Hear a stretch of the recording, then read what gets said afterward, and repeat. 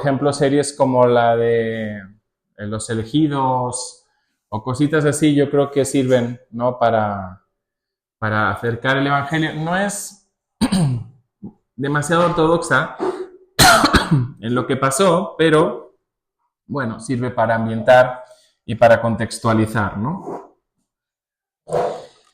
Lo que sucede es que, bueno, a veces nos cuesta un poquito lo nuevo y sobre todo en los ámbitos de fe, ¿no? Nos cuesta un poco lo nuevo porque sentimos de alguna forma como que a lo mejor pues, estamos en riesgo de perdernos, pero las formas, nosotros vemos en la palabra que Jesús rompió siempre con las formas, no con el Evangelio, no con el contenido, pero sí con las formas.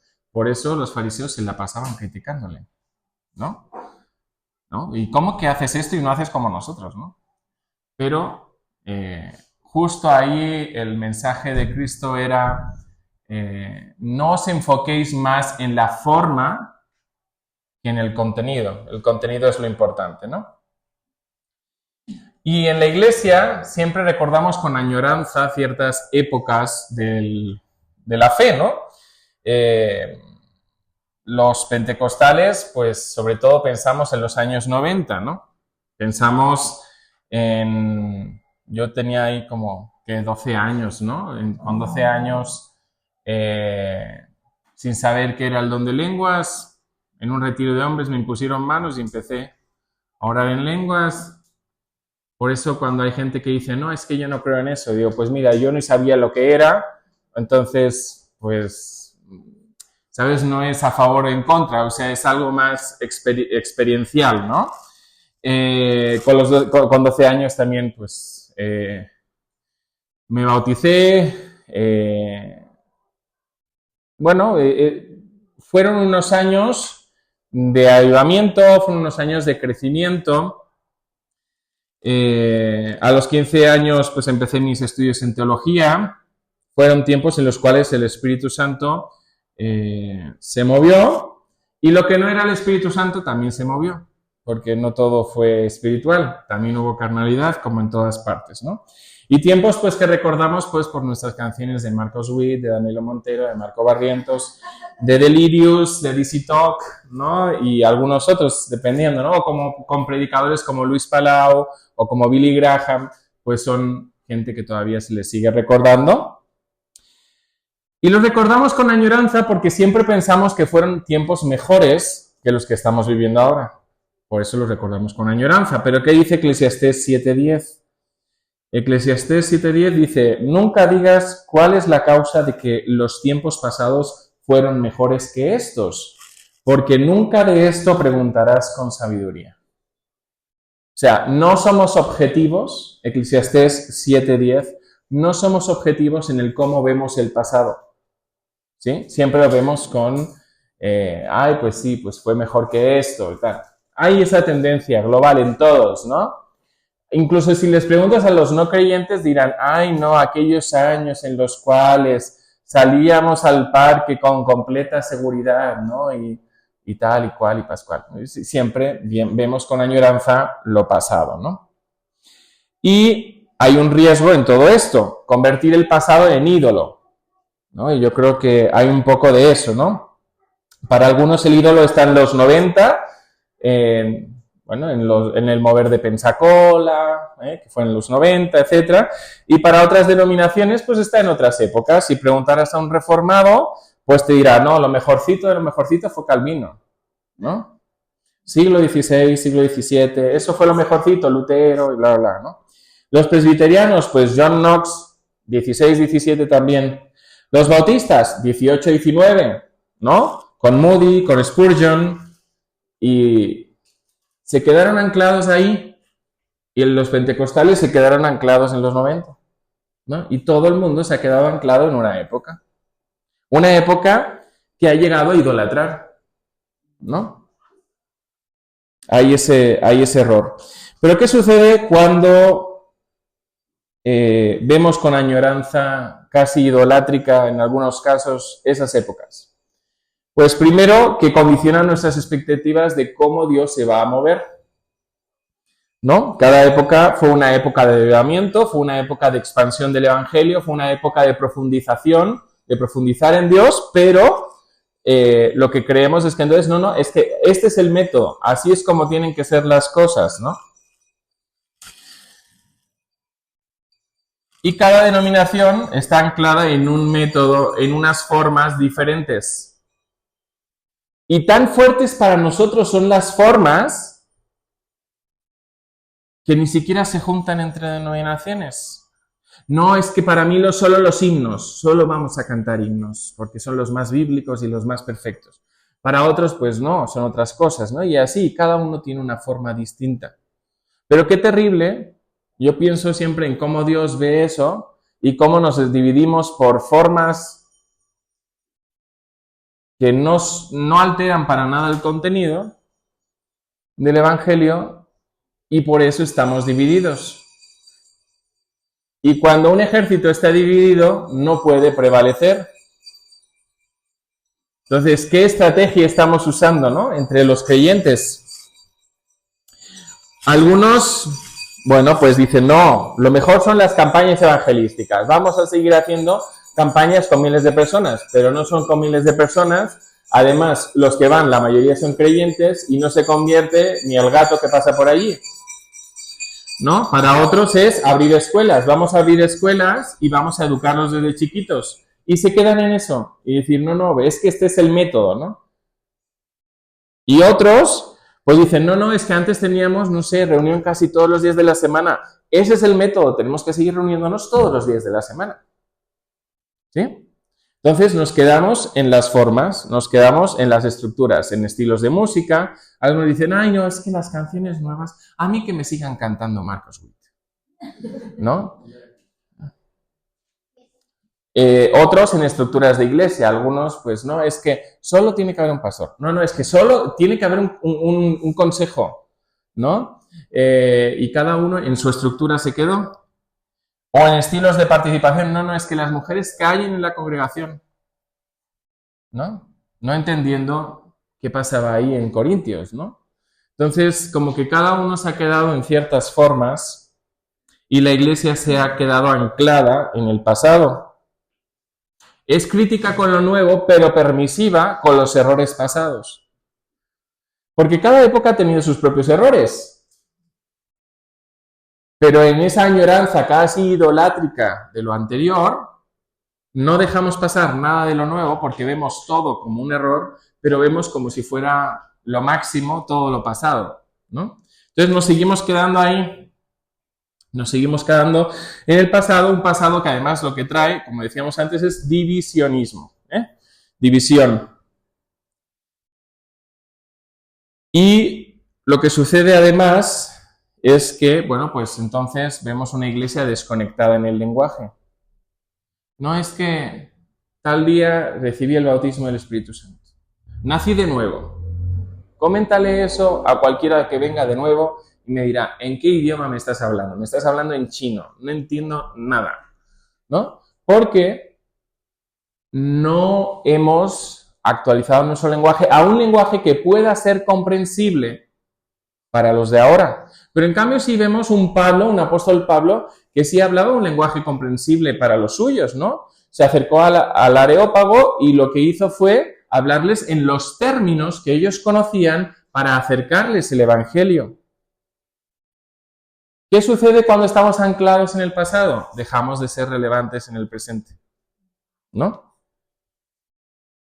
Dios me tocó, ¿no? ¿Pero qué te tocó? ¿Te vino a tocar el hombro?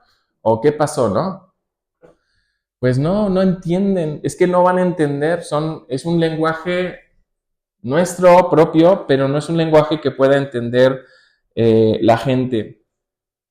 Y eso lo que sucede es que priorizando la estructura, priorizando la liturgia, priorizando muchas de esas cosas, que como yo le decía el otro día a una pastora, le decía, porque están muy estresados, ¿no? En el pastorado, simplificad la iglesia, ¿cuántos sois? No necesitáis tanto. La liturgia, los múltiples ministerios que tenemos se han ido creando con el paso de los siglos. Pero no, adáptate a las necesidades que tú tienes ahí ahora. Adaptaos tú y tu marido a las necesidades que tenéis en la congregación. Y no intentéis ser más de lo que sois, porque en ese intento os estáis desequilibrando todos, ¿no? O sea, y sí, ya pues tienen situaciones de estrés y eso al final afecta a la salud. Entonces dices, no puede ser. O sea, estáis dando más importancia a la estructura, más importancia a la forma que al contenido, cuando el contenido no requiere ninguna forma en específico, ¿no?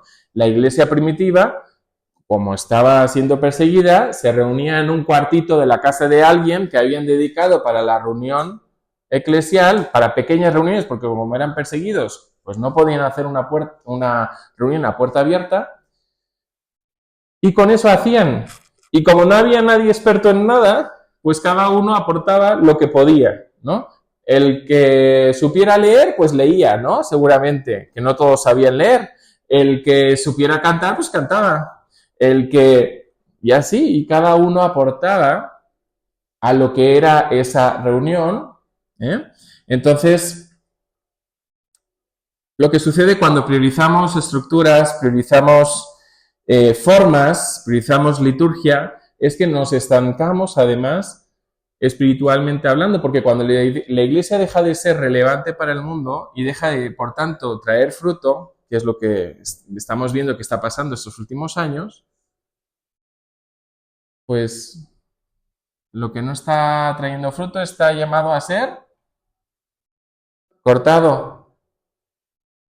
¡Qué terrible! O sea, pero aún así seguimos tercos, porque si algo tenemos una característica del ser humano propia nuestra, que no tiene ninguna otra especie, es que somos tercos. Somos el único animal que es capaz de tropezar 2 veces con la misma piedra, ¿no? O el animal aprende, ensayo-error, y cuando lo aprendió y ya no vuelve a repetir esa estrategia, pero nosotros no. Esta es la estrategia y así voy a ser, aunque no funcione, ¿no?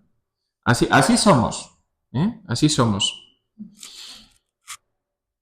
Pero ¿qué sucede en todo esto? Si no estamos siendo relevantes es que no estamos conectados con la voluntad de Dios. Dios quiere que la iglesia sea relevante en este tiempo, ¿no?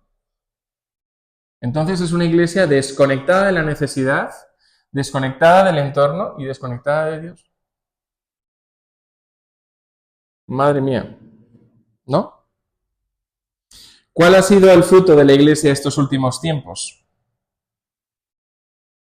Por eso seguimos viviendo de antiguas glorias, de antiguas victorias, porque pocas victorias se cuentan en este tiempo, ¿no? Podemos justificarnos en que es que el mundo está muy mal, ¿no? El otro día con mis suegros hablamos de eso, digo, ¿y que vuestra generación no estuvo mal también? ¿No fue la época de la heroína? ¿No fue la época del VIH y el SIDA? O sea, cada generación ha tenido sus propios vetos y sus propias zonas grises, ¿no? Y también la iglesia ha sabido ser luz para esa oscuridad de ese tiempo. Ahora tenemos otras formas de oscuridad y la iglesia está siendo llamada a ser luz en medio de esa oscuridad, ¿no? Y ahora nos podemos preguntar, ¿en qué estructura, en qué forma, en qué lenguaje, en qué liturgia estás tú anclado? ¿No? ¿A qué le tienes miedo de lo nuevo que pueda venir? No, es que si me cantan canciones que no son de las mías, ya no. No, ya no puedo, ¿no? O lo que sea, ¿no? Cada uno tiene sus miedos. Y cuando le preguntamos a Dios qué es lo que Él quería para este tiempo, ¿no?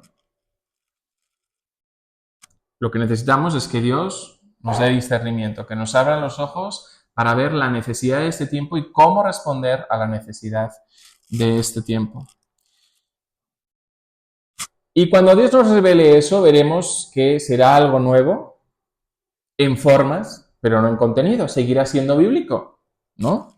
Será algo nuevo, será algo bíblico y además responderá a las necesidades de este tiempo, porque no solo conectará con Dios, sino conectará con nuestro entorno. Como digo, esto no es nuevo. Esto de estar anclados en el pasado le ha pasado a todas las denominaciones y ha pasado en todos los tiempos. Vamos ahora sí al texto principal de este mensaje que está en Marcos 2:18. Pero ya estamos encuadrados en la idea que vamos a transmitir en esta mañana. Marcos capítulo 2, versículo 18.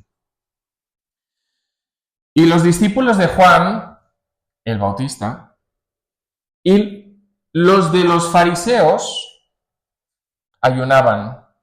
Hay que entender bien qué está pasando y quiénes son los actores de este texto, ¿no?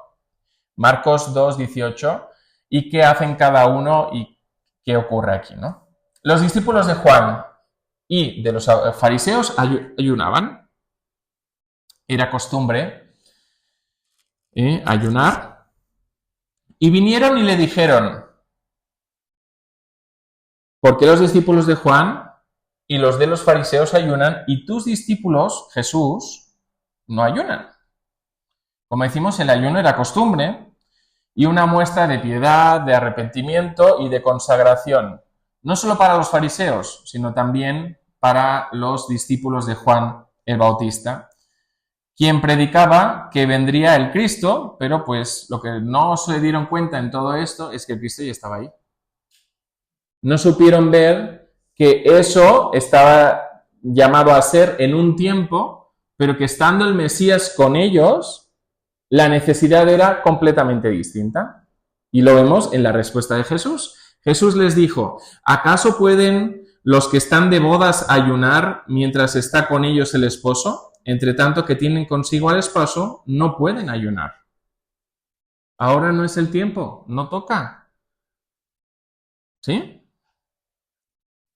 Ahora es tiempo de celebración. El esposo está con nosotros, no es tiempo de luto. Jesús les estaba diciendo, no se trata de ayunar o no, se trata de entender en qué tiempo estáis, de entender que ahora el esposo está con vosotros. Pero vendrán días cuando el esposo les será quitado, y entonces en aquellos días ayunarán. Nadie pone remiendo de paño nuevo. Ahora que llevan los chavales muchos agujeros en sus pantalones, antiguamente no se dejaba eso así, ¿no? O sea, lo que se hacía era, pues, poner un parche, ¿sí? Que es este, el remiendo. Nadie pone remiendo de paño nuevo en vestido viejo. O sea, si ese pantalón, esa vestimenta era vieja, se buscaba una tela que también fuera vieja, ¿no? Que también estuviera dada de sí, que tuviera la flexibilidad o la rigidez de ese tiempo, ¿no? Por decirlo de alguna forma, ¿no? Nadie pone remiendo de paño nuevo en vestido viejo. De otra forma, el mismo remiendo nuevo tira de lo viejo y se hace peor la rotura. Y nadie echa vino nuevo en odres viejos. De otra manera, el vino nuevo rompe los odres y el vino se derrama y los odres se pierden. Pero el vino nuevo en odres nuevos se ha de echar. ¿Sí? ¿Qué les está diciendo? No estáis preparados para recibir lo que yo estoy trayendo. En cambio, a quienes estáis criticando, sí están preparados. Mis discípulos sí están preparados, han entendido este tiempo y están viviendo conforme a lo que hay que vivir en este tiempo, ¿no? Han entendido que el tiempo ha cambiado y están abiertos a lo que el Mesías en ese momento estaba trayendo para ellos. Eso sucede a los creyentes, como decíamos antes, también sucede en el mundo. Cuando alguien se acerca al Evangelio, viene con unas ideas preconcebidas de cómo tienen que ser las cosas. De forma que algunos dicen, no, es que a mí no me cambies de religión. ¿No? No, yo soy católico, a mí no me cambies de religión. Pues yo les digo, es que no te estoy vendiendo ninguna religión. O sea, te estoy hablando de lo que dice la misma Biblia que tú tienes. La misma que tengo yo. La traducción será distinta, las palabras no serán completamente idénticas, pero el sentido sigue siendo el mismo. Entonces no te estoy trayendo nada nuevo en cuanto a Dios, pero sí algo nuevo en cuanto a tu mentalidad. ¿sí? Entonces viene algo que viene a romper.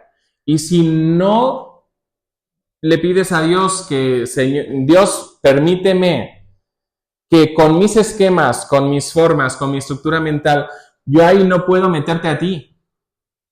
No, o sea, es imposible, ¿no? Quiero que tú me hagas un odre nuevo, quiero que me permitas recibir lo nuevo que tú quieres traer a mi vida. Entonces las cosas cambian, ¿sí? O sea, este texto nos está llamando a un cambio de mentalidad. No es otro evangelio, no es nada diferente, el evangelio sigue siendo el mismo, pero tu mentalidad debe ser diferente. Mientras unos, sin entender el tiempo, estaban en lo pasado, en la forma, en la religiosidad, algo que no les permitía reconocer ni siquiera que Jesús, el Mesías tan esperado, estaba ahí con ellos. Imaginaos qué fuerte el asunto. Otros habían entendido que el fondo era lo más importante, la presencia del esposo, y el que estuviera ahí el esposo lo cambiaba todo. No es que Jesús fuera un rebelde sin causa, algunos lo creyeron en su tiempo, ¿no?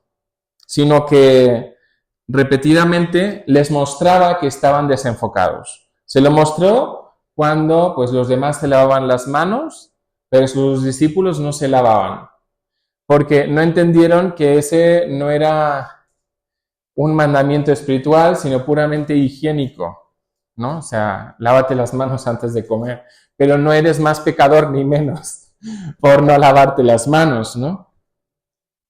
Cuando Él sanó el sábado, ¿no? Él sanó en día de descanso, los demás decían, no, es que no se puede hacer nada, ni siquiera eso. ¿Cómo no se puede hacer eso? ¿Cómo no se puede dejar lugar a Dios en el día de descanso? Era muy, muy fuerte, ¿no? O sea, es que al final nuestras estructuras mentales ponen límites a Dios. Y en esos límites no se permite que Dios se mueva, ¿no?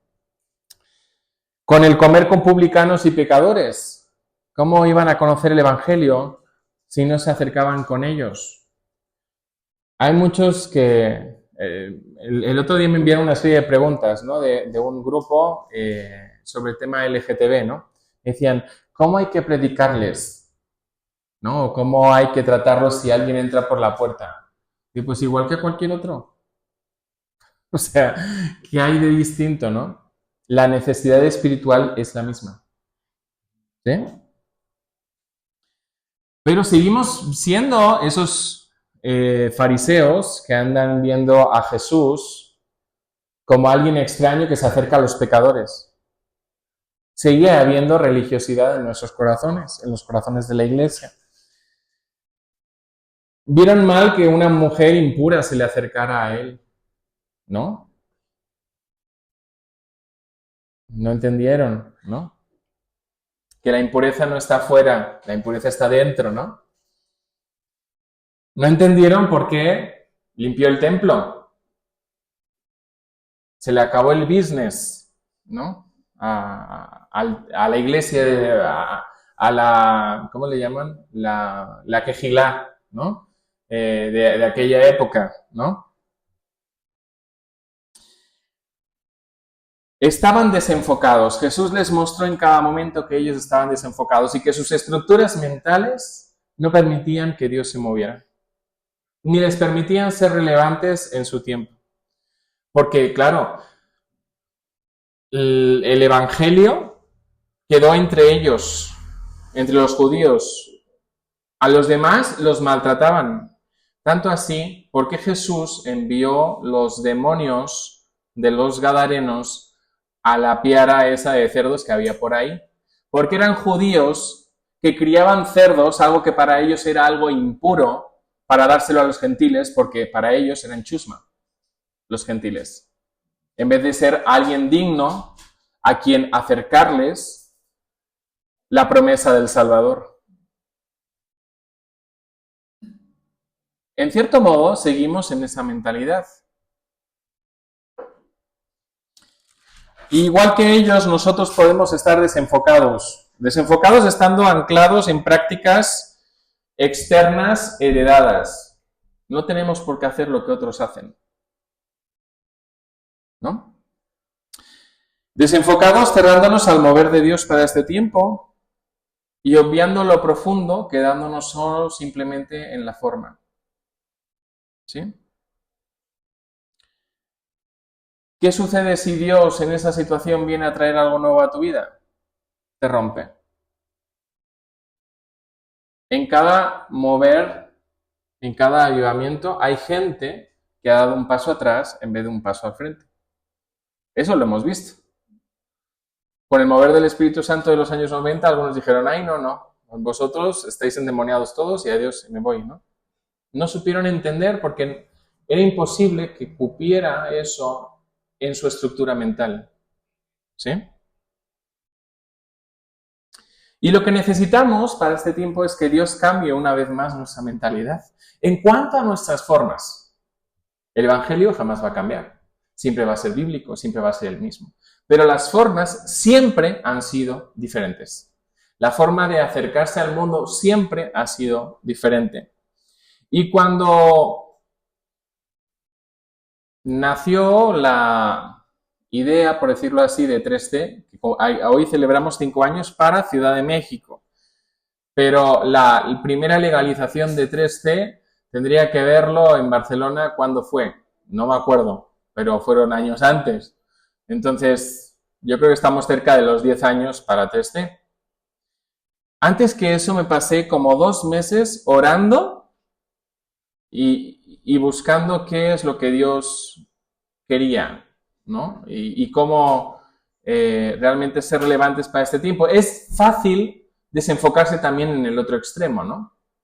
Algunos están en la religiosidad, otros en el antinomianismo, donde todo cabe, ¿no? Y no importa lo que hagas, y tú sigue adelante, ¿no?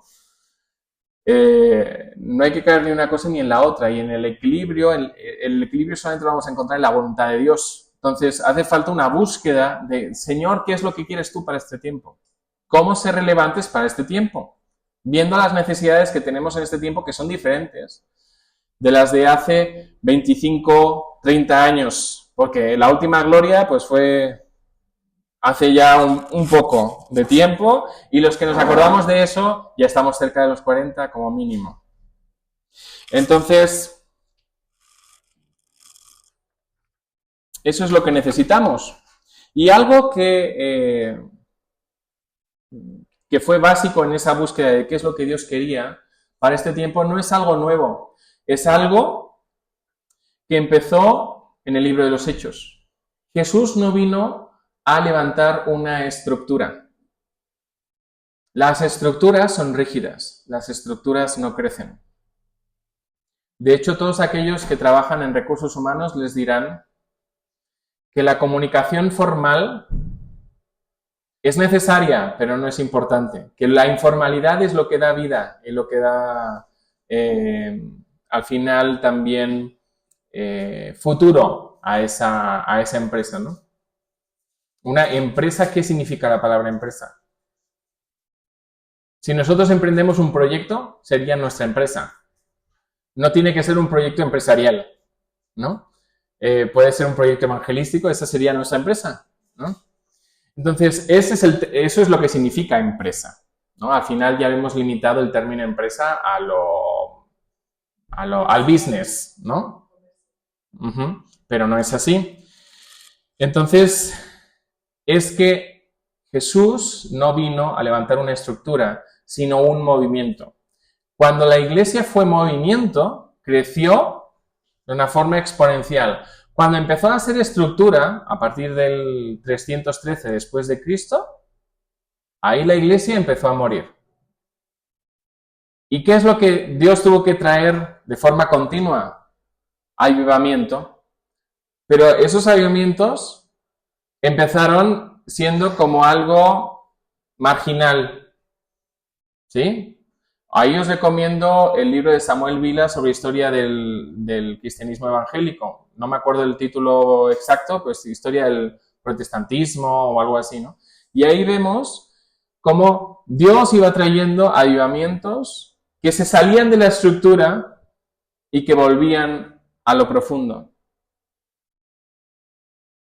Y también vemos cómo esos movimientos que se salían terminaban cayendo en el mismo error del que salieron, se convirtieron en estructura.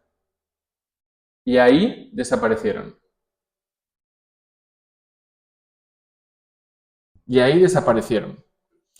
Así que, si os digo que la iglesia pentecostal está destinada a desaparecer, como lo han hecho la bautista, como lo han hecho los presbiterianos, que todos están en números muy limitaditos, es así. Pero la iglesia de Cristo va a seguir. Las denominaciones van a desaparecer, pero la iglesia de Cristo va a seguir. Porque aquellos que se sumen a la iglesia como movimiento no significa desordenado, porque algunos defienden la estructura pensando en que el movimiento es desordenado. No es desordenado cuando Dios está a la cabeza del movimiento. Cuando no hay carnalidad. Cuando lo que se busca es la voluntad de Dios. Ahí no es desordenado. Por eso algunos se asombran porque solamente nos reunimos los domingos. Porque no queremos estructura y no queremos una iglesia encerrada en 4 paredes. Tú tienes que poder evangelizarle a tu vecino, invitarle a un café a tu casa, ¿no? El otro día, la vida cristiana está para vivirla de una forma informal, me explico. El otro día, en el taxi viniendo para el aeropuerto de Veracruz, un psicólogo, yo no sabía que era psicólogo, ¿no? Pero empezamos a hablar, no sé qué tal, al final, pues se da el caso de que es psicólogo, pero dice, pues es que no sé ni por dónde estudiar, digo, porque aquí no hay buena capacitación para eso, ¿no? Ay, pues no te preocupes, mira, enfócate en esto, primero esto, después... Oye, me dice, porque ya habíamos llegado al aeropuerto, dice, ¿me puedes dar tu teléfono y hablamos? Sí, claro que sí. Una puerta abierta para poder evangelizar. Porque cuando le explique cómo ser un buen psicólogo,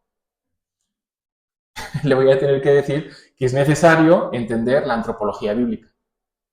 Eso es lo que a mí me dio la línea para trabajar. Y esa es la diferencia entre un mal psicólogo y un buen psicólogo. Entender lo que es el ser humano.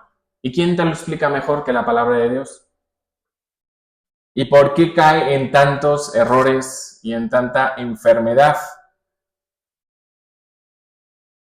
La palabra te lo explica. ¿Sí? El por qué no te lo sabe explicar la psicología, tanto así que lo que hace es recurrir a lo bioquímico. ¿Pero qué fue antes, la gallina o el huevo? ¿Lo que haces afecta a tu bioquímica o tu bioquímica afecta a lo que haces y el cómo vives y el cómo tal? ¿Sí? Entonces, eso es lo que le falta, ¿no? a psicólogos que a veces son muy buenos, pero son ineficaces. Les falta entender de qué está hecho el ser humano, cuál es la sustancia. ¿Y por qué? ¿Cuál es la causa de tanto mal? ¿No? No saben entenderlo, tanto así que buscan la explicación genética, la explicación del entorno, pero no te saben explicar por qué alguien puede tener éxito habiendo nacido en el peor de los entornos posibles. Pues tendrían que decir, bueno, que tenía Cristo. Y esa es la diferencia, ¿no? Entonces, la cuestión es que eso nos llevaría otra vez a decir, bueno, ¿de qué está hecho el ser humano? Porque no lo logramos entender con la psicología moderna. No digo que no tenga buenas herramientas. Las herramientas que tiene la psicología le faltan a la pastoral. Porque algunos lo que pegan son bibliazos. Es que la Biblia dice, ¿no? O sea, yo te digo, sí, tienes un problema, pero no te digo ni cómo empezar a resolverlo. La psicología tiene herramientas que pueden ayudar.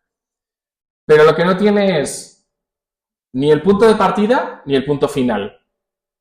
Ni a qué conducta yo tengo que aspirar, ni por qué se generó esa conducta. No explica ni el por qué, ni el hacia dónde hay que ir, ¿no? No hay un punto de referencia. Entonces, ese punto de referencia es el que te da la palabra, ¿no?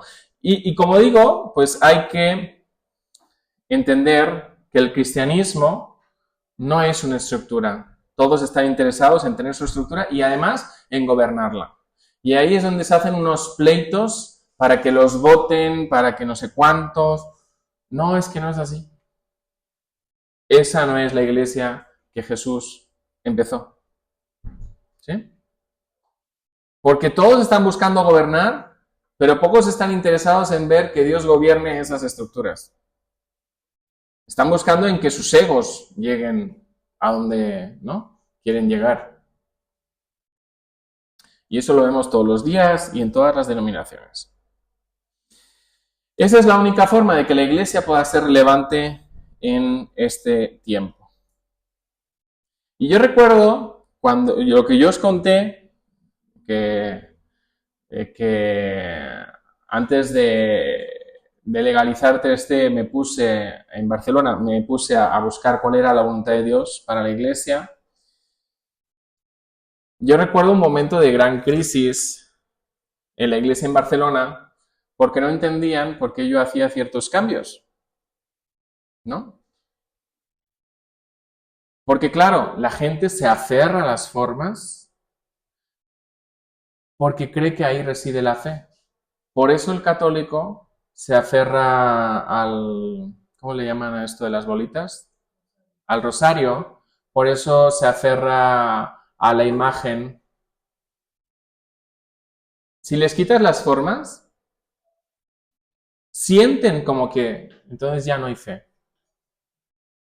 El católico tiene unas formas, pero el evangélico tiene otras a las que también se aferra, como a hierro ardiendo, ¿no? Empezamos entonces a ser irrelevantes. Y lo que yo me planteé era eso, o sea, ¿qué hace falta, ¿no?, para este tiempo? Y empezamos a hacer ciertos cambios. Entre ellos, por ejemplo, ¿no?, era participar en proyectos sociales. Cuando había que recoger alimentos para los necesitados, ahí veías a asociaciones feministas, asociaciones LGTB, asociaciones promusulmanas, veías de todo. ¿Quiénes faltaban en querer ayudar al prójimo? Los cristianos. Ni uno, cero. Dijimos, no, tenemos que estar ahí. Y sí es cierto que a lo mejor a veces nos daban un stand, ¿no? Y entonces proponíamos una actividad para tener contacto con la gente. Y claro, no era una actividad cristiana, ¿no? Era, pues mira, vamos a pintar la cara a los niños. Pero es que mientras pintábamos la cara a los niños, había otros que se encargaban de hablar con los padres. ¿Sí? Esa era la estrategia. Y a lo mejor estábamos nosotros y al lado había una asociación musulmana y en el otro había otra cosa, ¿no? La iglesia empezó a ser relevante. Empezó a ser relevante y eso nos dio ocasión de evangelizar a políticos. Como decía antes de empezar la reunión, digo, yo no sé por qué hay gente que se manifiesta a favor de un partido político. Se tendrían que manifestar para decir, oye, hace falta arreglar esto y hace falta arreglar aquello y lo otro, y me da igual que lo arregle, pero arregladlo, ¿no? Entonces, no estamos para hacer campaña política, pero en esa ocasión, pues, tuve ocasión de hablar con varios políticos, y políticos no solo a nivel de municipio, sino a nivel de Estado, a nivel de toda Cataluña. Estuve varias veces en el Parlamento de Cataluña. Ellos, no os voy a negar, o sea, siempre buscaban a ver si con eso pues ganaban el voto evangélico. Claro que sí. Esa era su intención. Pero la nuestra no era dárselo. La nuestra era llevarles el evangelio. Y ese era nuestro propósito. Entonces nos permitió eso y nos permitió hacer muchas otras cosas, ¿no? Teníamos una asociación sin ánimo de lucro, hicimos varios proyectos en el barrio. ¿Sí? Entonces, Dios está rompiendo y queriendo romper. Cuando estuvimos en Estados Unidos, que es cuando le pedí que se casara conmigo, en ese momento hubo una profecía que encaja mucho con esto, ¿no? Porque claro, como os digo, esos cambios produjeron una gran crisis en mí porque la iglesia mostraba resistencia a cualquier cambio, ¿no? Y un señor afroamericano que no conocíamos de absolutamente nada y no tenía ningún tipo de referencia con nosotros, empezó a profetizar y empezó a dar respuesta a eso. Y empezó a confirmar que lo que se estaba haciendo no estaba mal, que era lo que Dios traía. Y habló de rompimiento, y habló de vino nuevo, y habló de lo que hoy estamos hablando aquí, ¿no? Dios está rompiendo y está queriendo romper con estructuras caducadas, con identidades ministeriales que son como galones, ¿no? Como si fuéramos Boy Scouts, ¿no? Es que no, es que cualquiera de los... Ministerio es servicio. El que quiera ser mayor entre vosotros será vuestro servidor. Entonces, ¿qué gloria hay en eso? Ninguna. Y quien tenga que dar las coronas que tenga que dar cuando las tenga que dar, será Dios y no será aquí. Porque todo aquel que reciba su premio aquí no tendrá recompensa en ningún otro lado. Entonces yo no sé por qué hay algunos que siempre buscan recompensa aquí. Es totalmente anticristiano, ¿no? Así que Dios también quiere romper con ciertas identidades ministeriales construidas sobre el ego. Quiere terminar con una iglesia ineficaz que sustituye lo que debe ocurrir en casa con múltiples ministerios en la iglesia. Claro, como los varones están perdidos, pues ministerio de varones. Y como las mujeres no sé cuánto, pues ministerio de mujeres. Y como a los niños no les enseñan en casa la palabra de Dios, pues ministerio de niños. Y como... Y suma y sigue. Entonces tenemos más ministerios que el gobierno. Que secretarías, ¿no? Aquí le llamáis secretaría, pero en España le llamamos ministerio. Ministerio de Sanidad, Ministerio de Educación. No hemos perdido el término ministerio, que en principio debe tener una vocación de servicio. Lo que sucede es que también se sirven, ¿no? De nosotros, del contribuyente. Entonces, quiere acabar también con una iglesia encerrada en 4 paredes. ¿Qué estás haciendo tú en tu día a día? Ese es el foco. No es qué es lo que vienes a hacer aquí el domingo. Lo que vienes aquí a hacer el domingo debe ser el resultado de lo que haces tú cada día en tu casa entre semana. Tu devocional, tu evangelismo, y eso tiene que ser una forma de ti, tiene que ser tu identidad. No es yo hago cosas, sino que yo soy. Yo soy hijo de Dios, yo soy cristiano, y por tanto yo me comporto como tal las 24 horas del día, los 7 días de la semana. Es tiempo de romper.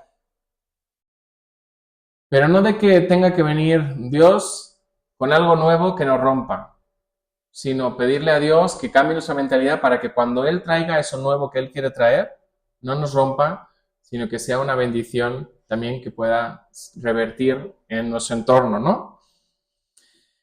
Por eso no nos tenemos que quedar en la nostalgia de lo que fue hace 25, 30 años o cientos de años. Dios quiere traer para este tiempo algo renovado, que va a seguir confrontándonos con nuestro fariseísmo, confrontándonos con nuestro pecado y confrontándonos con nuestros esquemas.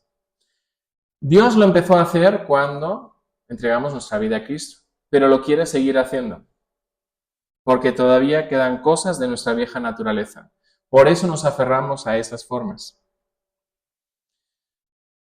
Y lo que Dios está trayendo y quiere traer sobre 3C es eso. Y tanto más con este 5º aniversario. Romper con mentalidades rígidas, con estructuras agotadas, con la nostalgia del pasado y hacer un reset que nos permita reconectar con Dios, reconectar con su voluntad y empezar a ser relevantes en nuestro tiempo. Una vez más nos tenemos que preguntar, ¿en qué estamos anclados? Respóndetelo tú. ¿En qué estamos anclados? ¿En qué te resistes a Dios? Pregúntate eso. Honra a Dios por tu pasado, pero no te quedes anclado en Él, no vivas de Él. Vacíate de tus expectativas viejas y ábrete a lo que Dios quiera traer de nuevo. No te compares con otros, no es que los demás tienen o no tienen, o hacen o no hacen, o lo hacen así ¿O es que yo ya lo hacía así toda mi vida, de donde yo vengo? ¿Qué es lo que Dios quiere? ¿Sí? Abre el oído a Dios y pídele ser odre nuevo para que su vino pueda albergarse en ti, aquello que viene de lo alto.